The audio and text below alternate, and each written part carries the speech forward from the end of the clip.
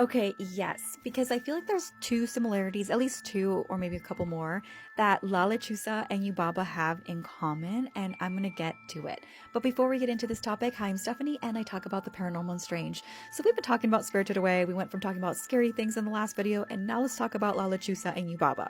So now I understand that Yubaba is definitely rooted in Japanese folklore, there's this whole thing on it, I can do another video on it, but I want to talk about the similarities between Yubaba and La Lechuza in Mexican and Latin American folklore. Now, for context, La Lechuza is a shape-shifting owl witch that has been spotted allegedly in Mexico and in parts of Texas. I've also read stories of El Salvador. I've heard Salvadorians talk about it, so I believe it's different parts of Latin America as well. And it's interesting because I remember watching this animation. I remember thinking, that looks like a La Lechuza, but I know that the folklore is different. Another thing that you might not even have caught, though, is that Yubaba has this fascination or deep attachment to her baby, anything for her baby.